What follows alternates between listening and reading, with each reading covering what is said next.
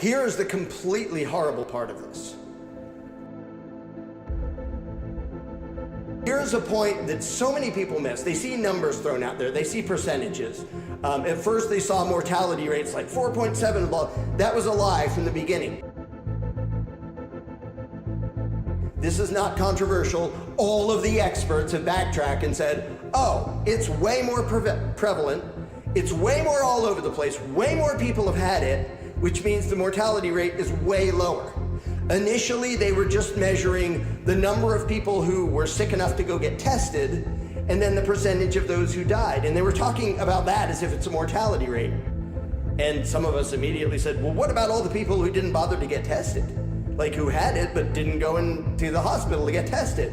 Sure enough, the studies in New York, the studies in California, this is all over the mainstream news, studies in prisons, studies on Navy ships, more and more it's springing up all over the place that they find, oh, this is already way more widespread than we thought. Way more people have already had it, and a lot of them never had symptoms or had minimal symptoms, never bothered to get tested, which means the mortality rate is tiny compared to the initial reports. But what I'm about to say doesn't even depend on what the mortality rate says, and it doesn't depend on taking anybody's word for it. This is based on what the experts are saying about the whole reason for social distancing, which was to lower that curve. Now, if you are under the impression that when they throw out a percentage, it means like if 1% or 0.1% or whatever it is, if they say 1% mortality rate, if you think that means that you can flip a coin and if it comes up 1 in 100, oh no, I'm gonna die. That's not how it works. That's not how statistics works. That's not how disease works. That's not how they ever work. And the media has reported over and over again in Italy, in Spain, in the US, all over the place, the vast majority of deaths caused by COVID-19 are in patients with compromised immune systems. If you are young and healthy, your chance of dying of this thing is statistically just about zero. And the media loves to fish around to try to find a story here and there. Well, here's a young person who died of it.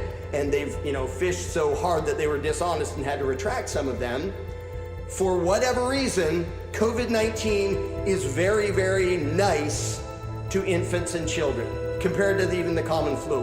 Way more children and infants die of the flu every year than this. I don't know why. I don't know what the mechanism is that's different, but COVID-19, statistically speaking, is not a significant threat to children and babies, thankfully. Lots of things are, but not this. Now, if you can say, well, over here, there's one story. If you find one person in 328 million who died of something, is that sad? Yeah. Is that a bummer? Yeah. Is that statistically something that everybody else should be scared of? No, that's ridiculous.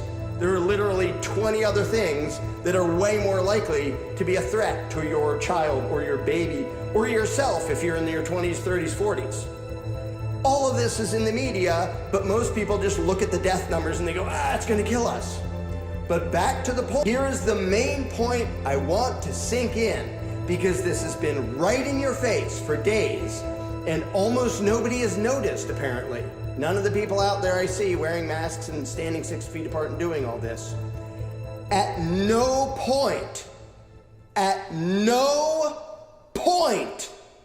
did the government ever claim that standing 6 feet apart and wearing masks and staying home and shutting down businesses would reduce the number of people who get this disease. I'm gonna repeat that. Please pay attention. This is important.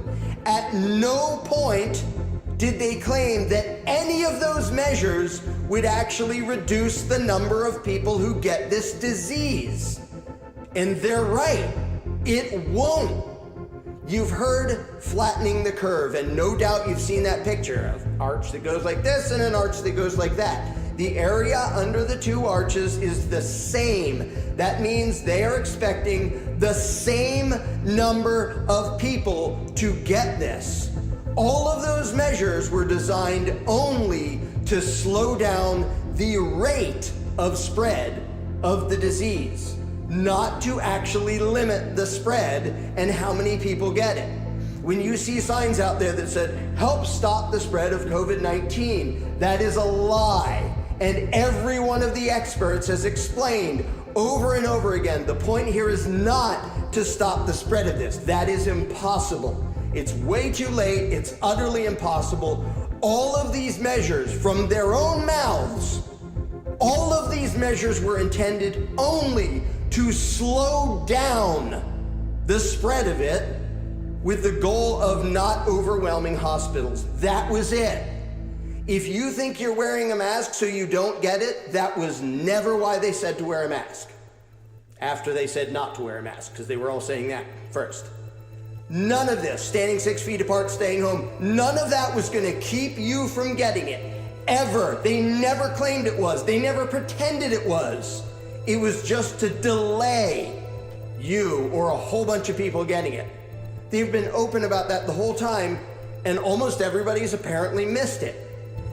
Down all over the place.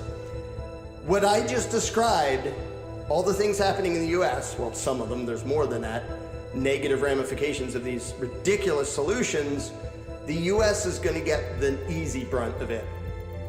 The rest of the world, the mainstream media is already reporting this. The rest of the world is going to see millions of people starving to death from the solutions. And the idiotic media is saying, oh, COVID-19 is going to cause this famine. No, it's not.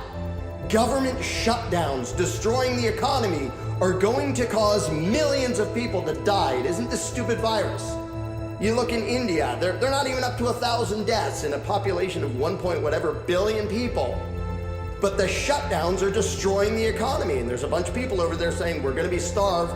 We're literally going to be starved. There's people starving in India on a daily basis anyway. So all those bad, effects that I was just talking about in the US, that's going to be easy. That's going to be gentle. Yeah, tens of thousands of people are going to die from these solutions in the US. It's going to be way worse than that in the rest of the world.